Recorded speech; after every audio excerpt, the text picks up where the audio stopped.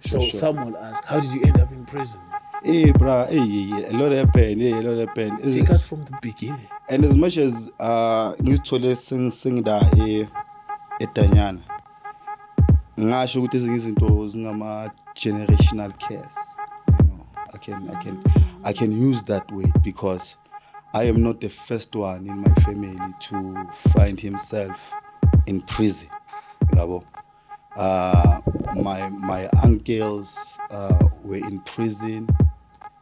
Ngikhulela la mina. Mame. Lapha na uthamba ke bathola imfenesha skin top ne tight. Kwesa namasoja mamela. Kwesa namasoja. Kwesa amaphosta kwesa amasoja kugcwele umphakathi kanje abantu basekhenza mangaba abakhule nabo abangaziyo bangayifaka sa lento leyikhulumayo. But ngifuna sifikela kule crime eyakusejele and igweba for how long? Yiyo yona lento lengutshela ngayo lento amantombazana uthanda amantombazana sasithola sishare intombazana wrong sashare intombazana wrong you understand wena mfethu sasithola sishare intombazana ekungamelanga sishare angithi we always got away with murder angithi izinto esisijwayele and ungacabanga ukuthi mangithi siyashare saba forced. No, I've never forced any woman mina ukuthi ngilale naye yonke into engiyenzile just Welcome to the dopest show. Of course, I accompanied and I'm Chris Moss. You already know I'm doing the best show, even James knows. Otherwise, on Southern camera, this thing as usual, I got my man James. And on my right, I got my man Kanda. Do one story at the time and one testimony at the time. You're new to the channel. Where have you been? Where have you been? Please subscribe, press the notification bell as well as join the membership. Happy New Year. And please donate our details shown after the disclaimer. Thank you so much to those who already donated. And we will be taking the shoes to school next week. Yeah. Those kids will have a brand new day. So please help us to reach this 20 families that you want to donate to. Please also donate to our banking details. So we'll give those family food. Thank you so much. James, how are you on Grace or what?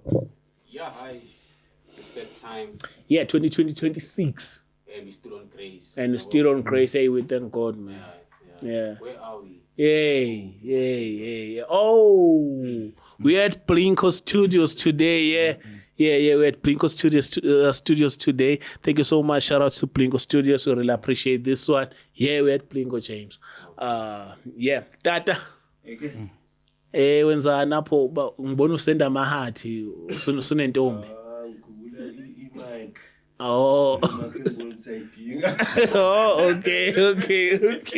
Ngibona usenda ngibona ihathi ngithi mhlawumbe khona umuntu omtshela ukuthi uyamthanda. Yeah, I mean siyabonga kakhulu. I'm with my brother here. Yeah. This is going to be a life lesson. You love life lessons? You love it? Because as long as we speed, then we learn and we grow. We learn every day. Sure. My brother, welcome to the show. Awe shafile? Kunjani mfethu? Ngiyaphila kunjani mfethu? Ngiyaphila. Nandi. Mfethu James Noganda la. Yeah. Ngicela nje umuntu ongaze ekhaya introduce ukuthi ubhuti ubani uphumaphi. All right. Ngiqale ngibingelele abafethu studio. Ngibingelele nababukeli emakhaya. Yeah, my brother. Ubhuti lana ubhuti Martin. But Martin. Yeah. But Martin ugqoke kahle ayo smart but Martin ayabona umswe I put Martin too clean man kanti kwenzakala. No, I think sometimes izinto uzifunde ejaridini yabo. Oh vele edladleni vele ngikhule kwabantu abakufundisayo ukuziphatha as umuntu wesilisa. Even though bekunayizinto zama ups and downs, yazi family ne-family has a story, to tell, but there are those good things that they teach you now ozibambayo ubona ukuthi these things zingakusebenzela, yeah. So I can say ubunithi ngifunde etimeni, ngifunde ku-olady, ngifunde kuma-griza, ngifunde kuma-uncle, you understand. So yeah, into yasekhaya. Man, your family background sounds very nice and like solid because Sure, there was sure, mom, there was dad. Sure. So some will ask, how did you end up in prison, man? Hey, bruh, hey, a lot happened. A lot happened. Take us from the beginning. And as much as ngizithole sing da eTanyana, ngasho ukuthi ezinye izinto zingama generational curse, you know. I can use that word because I am not the first one in my family to find himself in prison. Yabo. My uncles were in prison. Time Alami was also in prison. Lena ngaze ngayisho before, but ne olady nayo lake laboshwa, but at least the olady lakhona ukuthi limokole into yakhona fast aboshwa eborder gate yase between Mozambique ne South Africa. Bekabuya Gabo Time, abuya kuyovakashela Gabo Time, ahamba ne dead born yasedlalini uCherola Mameni.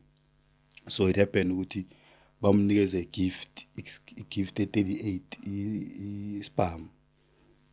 So she thought ukuthi usifihlile makafika eborder hayi uyasiyashwa ngithi basithola so naye wakwaboshwa. So iyayazi taste ejele itime alona ke lihlalile ke isikhathi eside ke hlale 6 years I think and a half. Aboshwa I think around 94 somewhere there.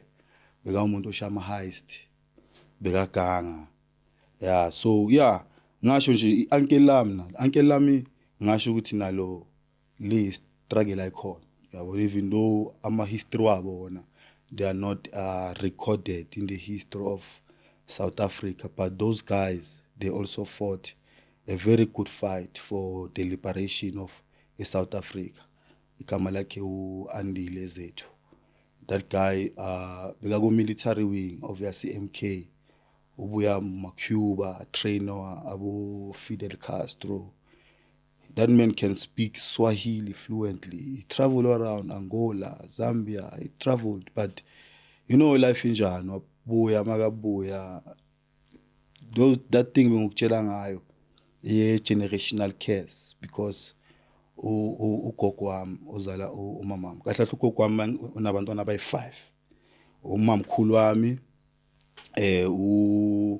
umalumandile ongitshela ngaye. Then bese kuza umamami and then bese kuza umamncane wami bese kuza uncle lami. So njoba uma Griza bayi5 kanje uma Griza naye beka umuntu onenkinga yotshwala. Uma Griza wami she was very alcoholic and I think it's because of past traumas. She went through a lot naye as a young woman in South Africa. South Africa, I think it is changing now. It is only changing after obviously democracy in 1994. But South Africa before 1994, the way you beg and check history, I begin to realize ukuthi umuntu wesifazane katangana say because mangisesha grand ngiyathola ukuthi man abantu besifazane baleba ba abuse kakhulu and abanye bale bafa ezandleni zabantu besilisa. You understand? And mawuthi uyayicheka nayo uyibona ukuthi maybe it was because of nababo madala, it was because of the oppression that they were experiencing under apartheid. Uloku busy osebenzela ubhasi noma uyiphoyisa uyahlukumezeka. I mean noma udaka uyiphoyisa. If you can check history you can see ukuthi before bazoba approve banikeza ibhamu kade ba patrola ngama donkey piri kade ngamaphoyisa kade kungasemaphoyisa abathatha serious and kade babahlukumeza. So uyahlukumezwa esipanini then ufika endlini umfazi naye ukukhuluma kakhulu because abazi abantu besimama. Yabona uyahlukumeza. So gogo wami ukhuleke umuntu ohlukumezwe umkhulu wami kakhulu. Umkhulu wami bekayiphoyisa yena uZulu. Unofisa usikhoma. That man bekayiphoyisa la vocational la esokuyi yini Idube. Yeah. Bekayiphosa la and ngathi bekane position etop la. So from uphoyisa ngathi kube khona ubusoja. So edladleni kube khona amaphoyisa ngoba khona amasoja. So ngasho ukuthi nami ukuyinto eliyaba khona. But because of yazi when the dark cloud is upon your family it makes sure sometimes ukuthi destroy even the coming generation. Sometimes it's a dark cloud, sometimes it's a curse that a God has like just bestowed upon them up until maybe they make a right decision ukuthi balandele uNkulunkulu ngendlela right. So I don't know what happened, but mina all I can say is that, and as much as I experience each and everything that I experience as a young man, I am grateful to be still alive, because looking at my friends, I'm a now, most of them, they are dead. Yes, there are those who have made it, but those are those who made a right decision, and it's only a few. But most of the guys that I grew up, even those who, some of them are still alive, some are on drugs, some are still in prison, some are dead, So, ngasho ukuthi impilo, it took me through everything that it took me through to teach me something and to be a man that I am today. Yeah. Oh man, that's wonderful. Start from the beginning, man. Now you're a kid, you're growing up. Like, what went wrong? Like, that ended up leading you to prison. And the nice thing about your story is that in prison, that's where you found God. Yeah. Where, like, in the place where everybody is not free, but you met God. Yeah. And outside you didn't, but you were free. So sometimes you just have to be in the place that is not good to meet God. But let's start from the beginning. Yeah. Now you're just a kid, you're growing. Yeah. How did you get into crime? Let me just put it this way. Too much freedom. Too much freedom ngendlela yokuthi umawolidi bekasasebenza emakhishini. And then itime nalo selibuyile ejele, mara itime nalo alisahlali nathi, sehlala la lihlala khona. So endlini, it is only me and my two sisters. It was before my last born brother abakhona emhlabeni. So can you imagine, ushiyelwe imali yokhera yeviki, okay, ukudla lokhu bakuthengile lokho khona, but mawufika esigela uyabona ukuthi man kunomehluko. Laba abanye bakheri kangcono man kunawe. Uyafisa ukuthi nawe ungathenga ikota ecacile esigela, uthenge whatever ofuna ukuyithenga esigela, but now kenzakala ukuthi wena le mali onayo mele ukuthi kuphushe. So that ngicala ngani, icala ngama petty crimes endlini. Ngenzani? Ngiphathulela abo sister, ngiphathulela mamncane, ngiphathulela mamkhulu. Kusho ukuthi isandla sesiside manje ngiyatshontsha. Azi mawuyintwana encane ne ube na too much freedom, ungafundiswa about impilo kahle, and then bese ufuna nokuzicompare ngabanye abantu. Ngathi kuba khona omunye umoya okungenile, ngoba mina ngasho ukuthi mina ngathi bekhona omunye umoya yabo sohamba nami. The way bese ngitshontsha ngakhona, ngitshontsha bengicwembu ngokutshontsha in such a way that noma ngaze ngithi ngiyangena la bengathi imali ngiyayinuka ukuthi kuphi. Hayi ndoda. Angifuni ukutshela ma. Isister lami, incosa sedladleni ngiyakhumbula ngitshele this story. Incosa sedladleni, like umuntu obviously like icheering ngitshela one thing for sure, desakwazi ukusave ichera asifana nathi amachita thina sokho asikho good la. So incosa sedladleni from a very young age, she grew up being a personal saver, yabo. So bekanesigodi sakhe la fihla khona imali. Ngiyakhumbula day broke. And ngiyakhumbula even before ngimtshontshela bengihlele endlini ngibukela iTV esedladleni. Besashanga iTV encane la. Ngibukela iTV bekhala enye ingoma yakaba Benjamin Dube ngiyakuthanda moya engcwele. Bengiseseyintwana man, I think I was 12, 13. Ngihlele phansi man, khala le ngoma le ngiyizwa le ngoma le shaya. Ngintwana ne ngakhala. I did not understand na ingoma iphela, obviously ingoma seyiphela manje kuphela ukhala, lento bengikhalisa sengiphumile kuyo. mina ngasho ukuthi I was a strange child from ngisakhula ngisesentwana. I grew up ngintwana even asekhaya ngibona izinto ezi strange. Even umuthi mina bengazi ukuthi yini umuthi lento but ngithi into khona mangibona the way China ngakhona and the way place ngakhona eminyango ekseni uyazi eminyango phela ngithi itoilet i1 phela sothi yaselokishini White City sonke so it means ukuthi lo muntu lo uthelile whatever la ithelile for whoever lo wasedladleni ngoba ikasi lami vele ubuthakathi ay bongokubuye White City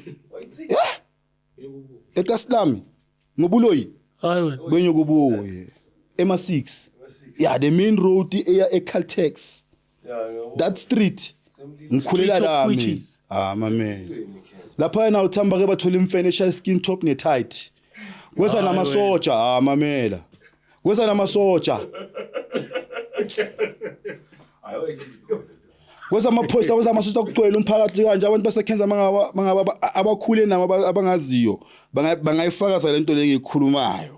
You understand? Lapha eCustom besibona ezinye izinto. Mina niyasedladleni amakhazini wami asedladleni ngiyakhumbula bekubuka iSpani ikhasa kwakhona.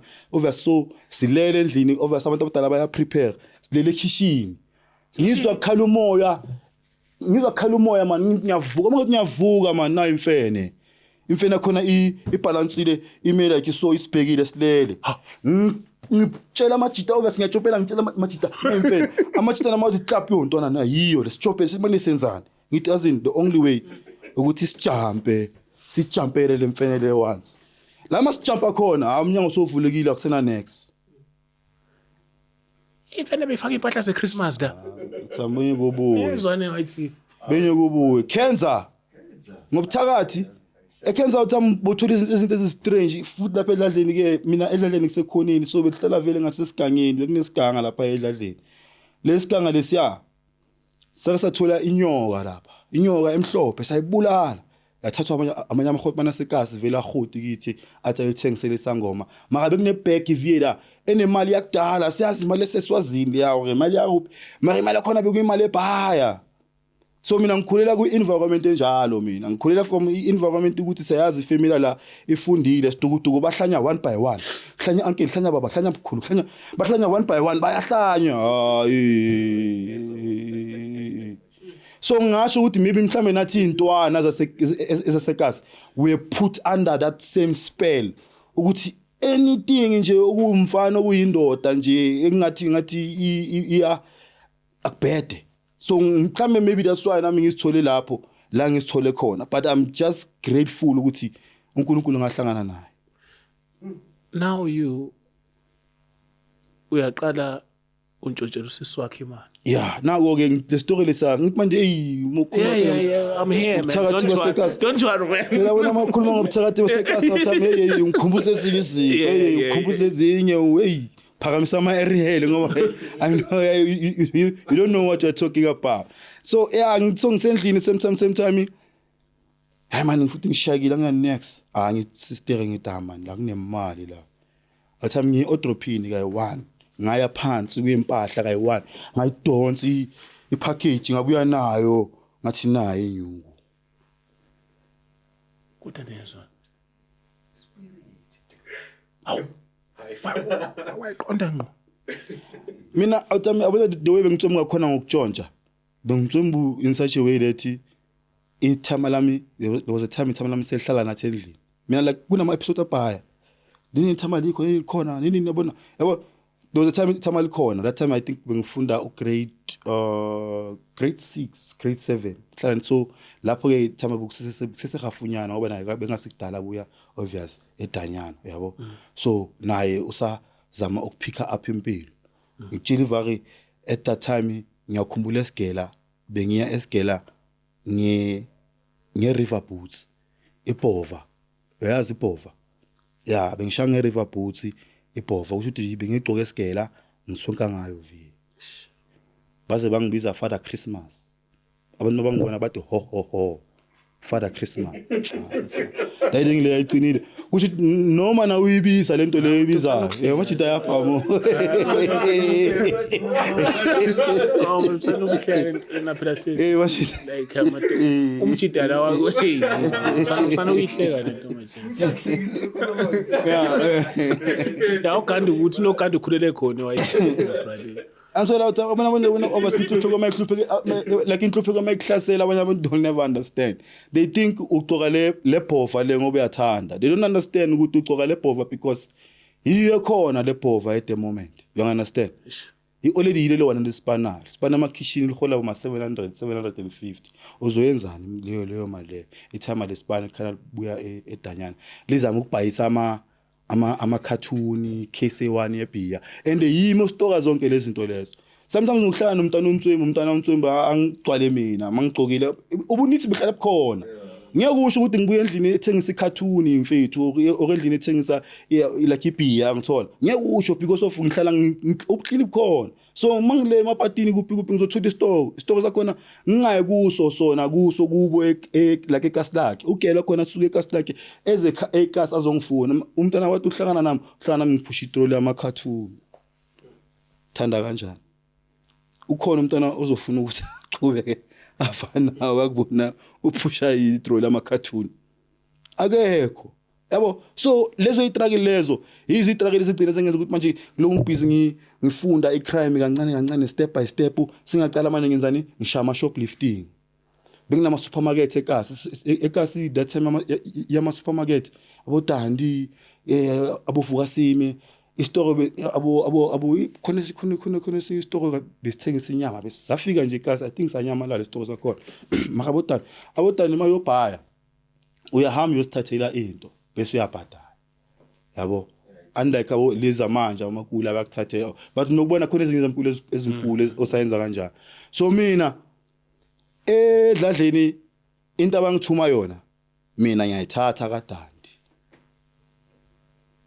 angibhadali ukuthi shoplifting ukuthi from a very young age I'm already doing in shoplifting mama khona irice kade balithanda edladleni ela Sunday ngiyakhumbula irice la khona buki 650 or 7 rand irice la khona ngitshela izinto zabo 7 I was born 1989 nge7 zaka July nge7 zaka July mina number yami 7 iyangibasela irice la khona buki 7 bukuma 7 rand 750 or 650 lapho trim rice la rice bengiliphathula bengitseme ngokushaya ya rice amara khona ngelinye ilanga ngathi ngiyalitshontsha khona ukushaya kahle mamela la rice le bengilibalance mangithi bekhona isinamba sami ngishayayo manje ngiyotshontsha le rice le ngiyazi mina ngishaya le jacket yena umuntu ebentshontsha ngempela yakuthola mfethu ukuthi ngiyazi mangishaya le jacket ale rice le ngiyaphuma nayo le futhi rice ngiyayibona ngoba rice ngiyayichafa kaDandi benokuphumela ngewisa isaka lempuphu umadala ngibhekile so ngikhuluma naye so hey simadala hayi bengizobheka nje emadala ngiphethe isaka alingisindi ngime straight uthi ngime kanjani ngintwa majitani ningazodlala bafethu Uphethe kanjani? ngilibambi angilichafanga straight ukube ngathi ngiphume nalo out Lo muntu usekhawunteni ngala kusuthi ukutshontsha le way bekuse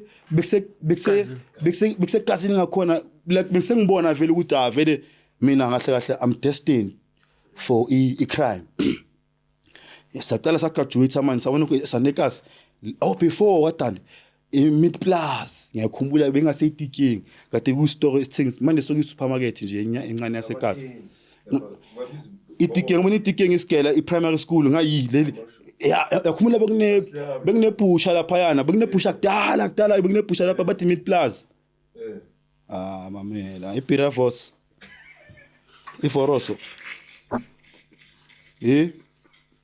ibrisket inyama nje se-train inyama ezidonge nje ine tray mamela uthami bunye kubuye mara ngelinye ilanga ngaba nebhadi lapha eMid Plus fedeza ngabangibamba khona ngaba nebhadi eMid Plaza ngabeka ivoroso ngeside le wrong angithi ngihlala ngibeka ngale side lemhlophe leli ngayibeka ngale lenyama straight ngithi ngiyifaka vele ivoroso Oh yeah. man ngayibeka ngale side lenyama leli that time eminyango kusane line kusamele ukuthi kuphunywe ivoroso yenzani la ivoroso iyabanda nami sengishayita yena ngiyasijayivisa ngiza ngathi nguMichael Jackson bamangele yini usita yazi ma lady itayela zethu akanti kuyabanda la ngisanyazibamba ukuthi dayideng ngiphume vele mangiphuma ngijike vele mangijika ngidotsi ngelilahlele phansi levoroso ngithi umuntu cishe wafreeze amathumbu ngenxa yevoroso uthi wenzela ithumbu hayi bafika yeah man ake ngashaya esinye store la eKaslami eCrossroad bekhona isupermarket top la eKaslami abe kuyipati lami ke dade ke ngiyoshaya i-trim rice Sunday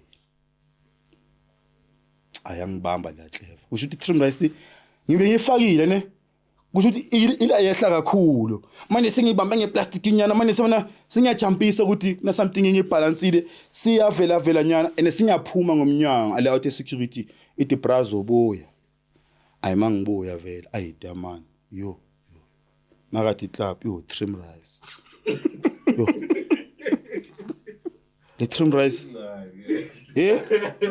kuphi mamene ngeke ubaleke Crossroad abona mobaleka futhi soyenza izinto bese sosifakela amehla abantu phela uzwazi ke la uthi ngibamba kanje ke elayinini kunobani kunomntana engifunda naye same class abona umntana loya angazi ukuthi maybe wasitshela impitshi zakhe esigela yabo maka lo mama loyana wangibhekela because of angaze ngezwe umuntu angithuka ngayo lento le esikolweni you understand engasho maka lo mama loyana ubekasela inini abheke yonke into maka bathola i-trim rice mabangithathela nale mali engithume ngayo mangishawa ngempama ezi5 bathi ungaviki mangivika baqala phansi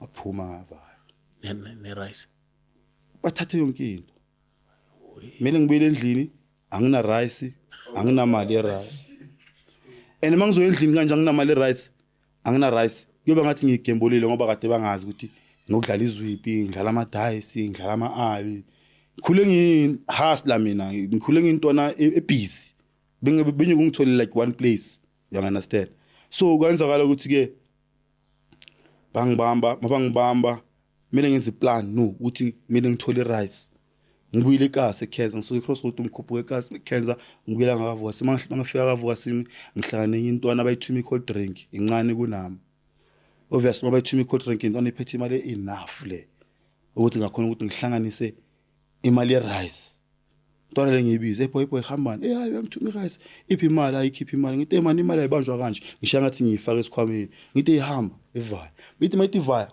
khona 20 rand bafu by trim rice ngisendlini ngisuke endlini ngemadayisini into engayiwina khona that day maka ngenza into esir ngicovela intwana encane ini abona ukuthi uloku ubhizwa graduate from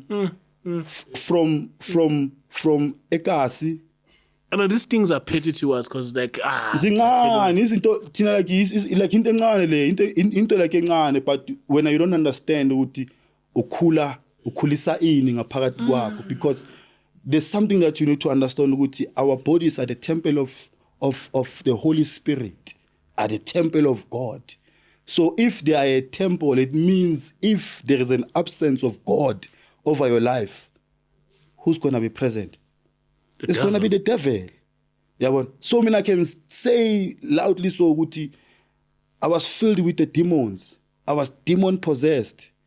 Because isn't that I was doing at that time, I was not even ngifila sorry for zona.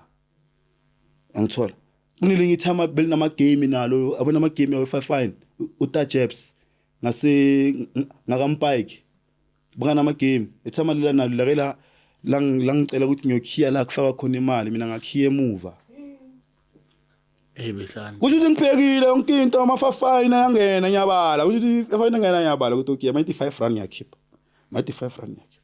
95 rand ngiyakhipha. 85 rand. Ngibhayise ngitshela amajidama ayenze kakhulu. Maka umuntu wafela icala la khona. La kushaya timer. Engatlina lapha emagamini ibonda eli brown ngatlina laba mhlophe. yabo so uyagraduate manje sayaqala manje soyenzani inkunzi sengibambile already from into encane ngithathela manje ke inkunzi sengibamba live ke manje ke ngihama intwana manje vase masangena amanokia ama 3310 bengifaka intwana evasini mina vase ngidingile ngafaka intwana evase kanti intwana khona amakhotmana yamaginza nhlanhla leyo kanti iginsele one same street kastam usunsun bentswe ngokulungisa iBM Hotman yakho ngisinda ngaleyo Hotman otherwise that day bemele ukuthi sithathwe thina sifake eBMini ebhuthini sobulaleyo lezabe sidumile ukuthi sinamasema ngophela sihamile intwana encane sihame kabuhlungu kabe and odidla khona mabafika edladleni bafika vele babaseleka luckily soon sisinda nje ngosoon if soon was out of the picture bekumele ukuthi bagcibe ngathi ngoba vele kasi besekhalwa ngenkunzi ngoba thina inkunzi bese sibamba size sibambe even ama CPF sibambe amamela kuthi masikwazi ukuthi uphapha kakhulu ukhalisa ifuvuzela kakhulu makushuka wenza noma brother siyaqaya ubani ukhalisa ifuvuzela noma brother angideza ama CPF angideza kuseni ngoba makubanje inkunzi kuseni angideza kuseni mabanje inkunzi khona le obvious ozobanjwa bese khona le izokhalisa kakhulu yakithimi siyakhalisa sifuna le sidobona le leso ibamba ayaphayisa lenye ngelinye langa lapha eCaltex iyobhaya ama chips man I'm so proud about these things but I just want people to understand the state of mind that I was in as a young boy. Hey Hotman libhaya ama chips ngazi libhaya whatever libhaya nokholi liphume liyehla lithi imali yehla sebese siphezulu vase thina ke one thing for sure amajita amhlala ngatshela asichithe igazi lomuntu. I don't know beyibuya phi leyo nto kimi but ever ngaba isigebe ngayenza ubutsotsi mina kweyami impilo I've always avoided ukuthi ngikhiphe igazi lomuntu. I don't know ukuthi kimi be signify in leyo nto leyo be mina in but I was a person ozokuthusa ngeweapon. I will never hurt you and mawubaleka you will escape. Shoplifting ke manje shoplifting sengena kuphi sengena etore enkulu ke manje ke abo Shoprite na CPF yothenga ama chips na CPF yothenga ama chips vase CPF asisayincinge manje sithathelana lama chips lawa mnani siwavula phambi kwayo lenye injamisa mtapa ubuya nokuthi uwafake ne salt and vinegar nyawa ngilo lo futha kakhulu ekasini le futha kakhulu le manje ngikushini ukuthi obvious isasiyintwana yeah CPF Hotman mamela Hotman nami abona Hotman nami ebheka abona le story CPF maybe I was about 15 16 mina ngilang ama otami ngikhula nawo sithole uyangibona nawo I'm very tall ngikhule ngintwana ithole mina ngibe ngize ngaba nentshebe ngisesencane mina ngikhule vele ngomudende ngikhule ngintwana eneplug ngikhule ngintwana elwayo bengilwa bengishaywa mara one thing for sure ngikhule ngintwana engabreak down yabona ngisache wela TV nama enemy sometimes ngizohlaselwa isigela ngikhule ngintwana ekhonjwa ngebhamu ngikhule ngintwana erough mina bengasukuthi ama theft kuphela or inkunzi kuphela even neguri ngisache wela TV nama jitekazi buwangivutha mina bengapick off ayiye phambili bengilezo so ngizibuza each and every time ukuthi why ngabhoda ngoba even amajita amabhodile bezi soft plan lizabe ngishaya leza bengishange felemane zizikhiphe ama weapon enya uthamela ngigwaza yi ngiyithiza la ngafika kanje ngihlaba yi ngangayi mina bengishaya ifiago bengishaya ngekayi nekawe ngizomunye ucheka khuluma story singakade lekale zayenza inya uthama thumandla usimeremere yangihwepa I think we were still young by then we were about 8 years silwa yangihwepa le yangiphuma igazi ngendlini ngikhala ngangifedleni bathi keep igazi but ibuyela uyozilwela ngafika ngishaka ezinye izinto ngehla futhi ke silwa phakathi kwephasi emikhukhu bengihlangisa ngemikhukhu kanje ngishaya so ngikhulekile intwana leyo mina esipana ngezandla ngikaze ngakhula ngento ethembiwe phona yabona so yeah khula nyakhula ngiyaganga ngirafu ngithanda amantombazana ngithanda igroove ngithanda utshwala ngithanda insango ayikho into wrong engayithandi izinto ezi right mina ukuthi ngisithande as a young boy angisithandi yes ngithanda iarts ngikhule ngintwana eshaya arts bengiyidancer mina futhi khule ngiyidancer sisa imitator sisabo Cisco igroup yethu bebizwa iHot Family Dragon we won trophies from eAzara Islands ukuza so ngesibhehlila sishaya amajita kumabhehlile akhona amajita bewashaya kumabhehlile no donke amajita beswashaya but sinama medals sinama trophy for whatever that I've done as a young boy I have a medal for it. I was a swimmer, a strong swimmer foot. I have medals for it. Bengimiswe assembly. Ngigqokisa imedal, mangicela ukukhipha imedal, ngine stress sokuthi hey, anginamali ekota. Yabo so izinto ezinhle zonke zenzakala but isaka akuna nix. Ku rough mina ukuthi udle lento edliwayo endlini. You understand? So uyaqala ke manje ke inkunzi ma shoplifting mina maintain futhi ne standard already lazama linama account lazama ukungidobhadobhela izinto nyana few ukuthi nami ngifane nabanye abantwana but I'm not enough like to me it is not enough time mina lazama lungidobhadobhela but to me it is not enough aboma mncane everyone like ifamily mfethu njengoba ngikutshela they try uyangithola ukuthi bavale igap but uthola ukuthi wena ntwana mani soyashiselwa sofuna some more why ngoba futhi at that time sojwayele abo girl soyajola and ke mina I always dated the honest girls bonye ngibone mina ngidate icherry ukuthi ngiyazazi ukuthi ama roughneck lawa sijiva nawo icherry sisherayo thina machita besikwazi ukuphaselana icherry out time ngiyongitshela manga icherry besikwazi ukuyifaka nendawo sitshele ukuthi wena today uzo pinchami uyazi thina impilo besiphila like icherry yangithola and then bese kuba khona ke ile uthi le imili le ngifuna ukuyishada so nama I that those girls abafunda abathanda incwadi abaserious emakuba maba ngathi ujola le mfano wanyela never ujola le mfano reka ubulaya because of but kade bancane why because of I was clean into lezi bengizenza le uyangithola wena mfethu man this is very deep now crime ngifuna sifike la will do part 2 but ngifuna sifike la kule crime eyakusejele and igweba for how long yiyo yona lento lengikutshela ngayo lento amantombazana le uthanda amantombazana sasithola sishare intombazana wrong sashare intombazana wrong hey man you understand wena mfethu sasithola sishare intombazana ekungamelanga sishare angithi we always got away with murder angithi izinto esisijwayele and ungacabanga ukuthi mangithi siyashare saba forced no I've never forced any woman mina ukuthi ngilale naye yonke into engiyenzile just man give us every details of that then we'll continue on part 2 but just give us every details of that how the day even the weather how was the weather was weathering. Everything was superb. The money was there. Mswenko was there. But we weekend. Ngithola beziwa.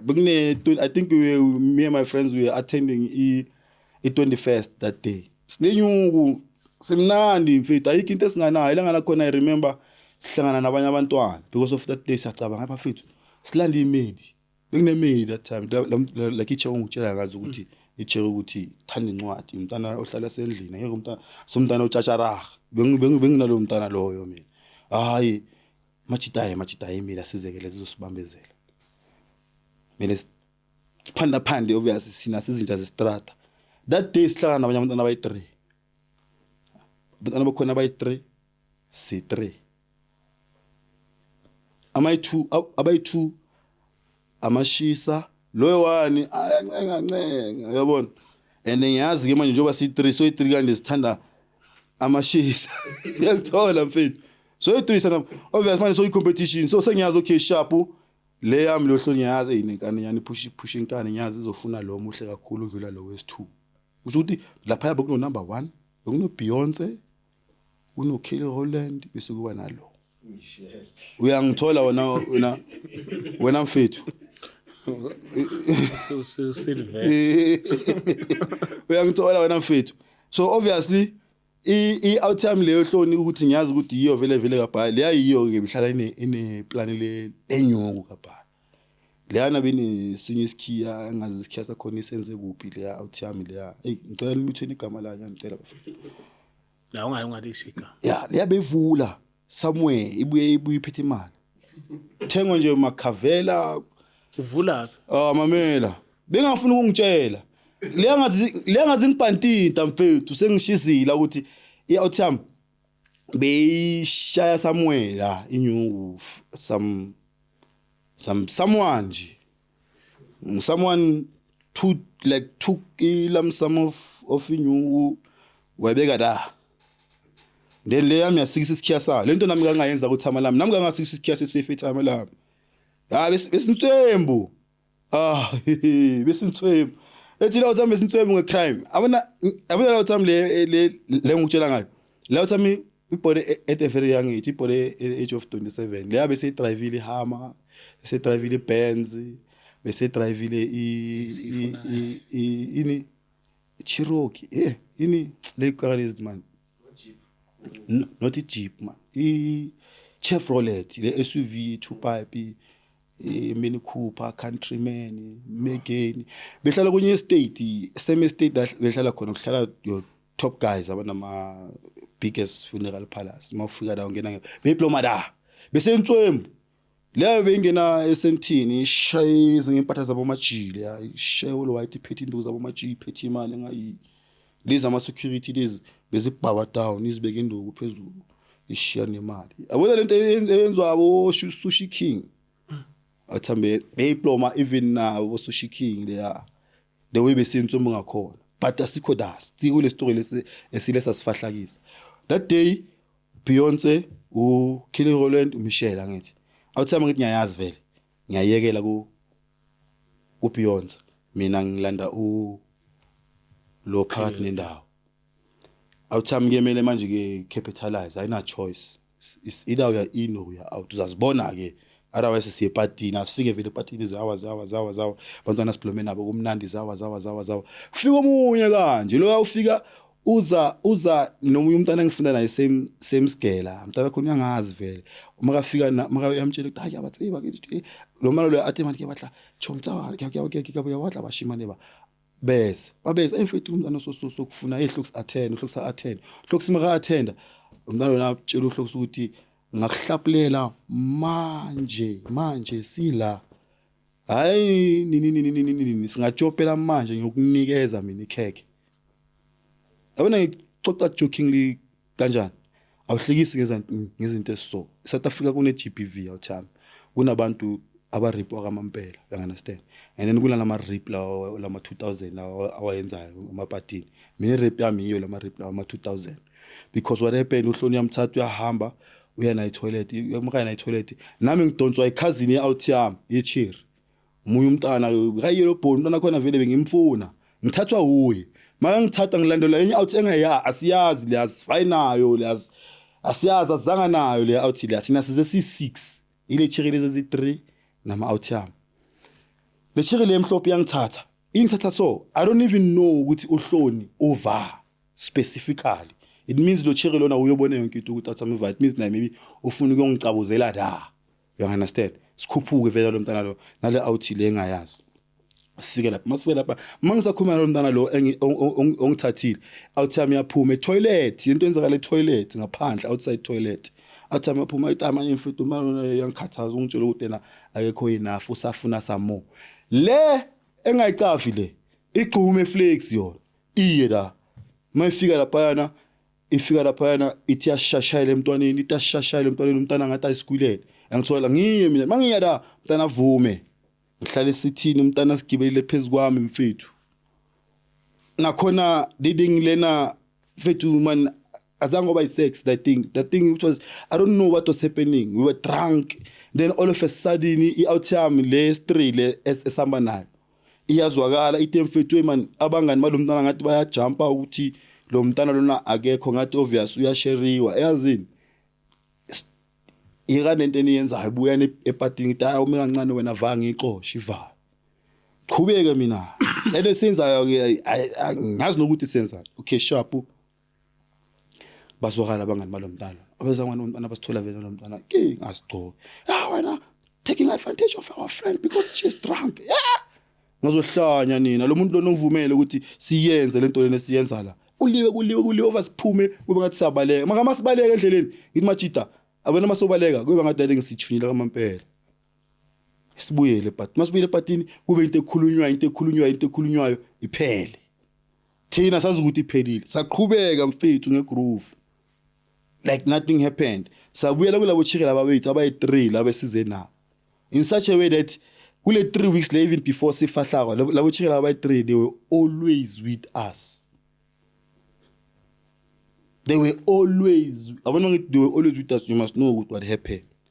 Even no matter after 3 weeks, they were there, supportive, satholi bail, saphuma, seza ngaphandle, sabanabo vie.